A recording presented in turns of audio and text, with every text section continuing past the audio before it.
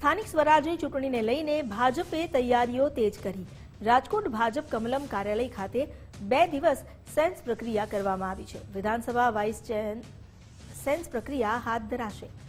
ભાજપ આજે 12 વોર્ડ માટે સેન્સ લેવામાં આવશે। આવતીકાલે બાકીના 6 વોર્ડની સેન્સ પ્રક્રિયા હાથ ધરાશે। પૂર્વ વિધાનસભાના વોર્ડ નંબર 4, 5, 6 અને 15માં સેન્સ લેવાશે। પશ્ચિમ વિધાનસભાના વોર્ડ 1, 2, 3 અને 8માં સેન્સ પ્રક્રિયા હાથ ધરાશે। દક્ષિણ વિધાનસભાના વોર્ડ 7, 13, 14 અને 17માં તેમજ બાકીના 6 વોર્ડમાં આવતીકાલે સેન્સ લેવામાં આવશે।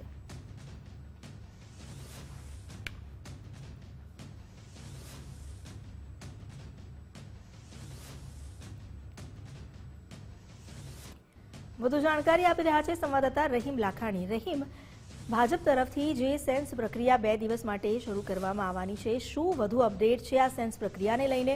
કોણ કોણ અને કેવા દાવેદાર, કેટલા ઉમેદવાર, શું માહિતી? અમિતા, ચોક્કસપણે જે રીતના વાત કરવામાં આવી તો રાજકોટ મહાનગરપાલિકાની ચૂંટણી ગમે ત્યારે જાહેર થાય તેવી શક્યતાઓ છે। તેને લઈને કોંગ્રેસે અગાઉથી સેન્સ પ્રક્રિયા પૂર્ણ કરી છે, તો હવે ભાજપ છે તેમના દ્વારા આજથી 2 દિવસ આ સેન્સ પ્રક્રિયા હાથ ધરવામાં આવનાર છે।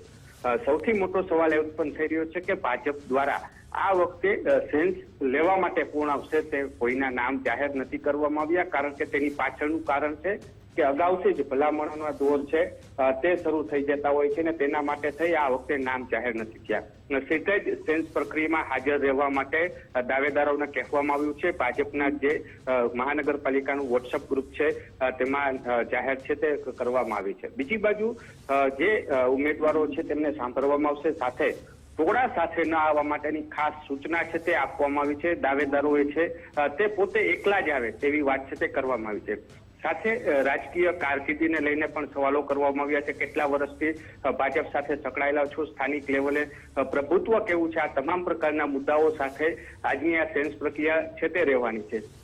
2 દિવસ સુધી આ સેન્સ પ્રક્રિયા પૂર્ણ થઈ ગયા બાદ એક કમિટી દ્વારા જે અમુક નામો છે તેની પેનલો તૈયાર કરવામાં આવશે અને કમલમ ખાતે, ગાંધીનગર કોબા કમલમ ખાતે થઈ આખી આ યાદી છે તે સોંપવામાં આવશે અને ત્યારબાદ નામો છે તે જાહેર થશે। એટલે કહી શકાય કે સસ્પેન્સ છે આ વખતે રાજકોટ મહાનગરપાલિકાની ચૂંટણીમાં ભાજપ તરફથી જોવા મળનાર છે।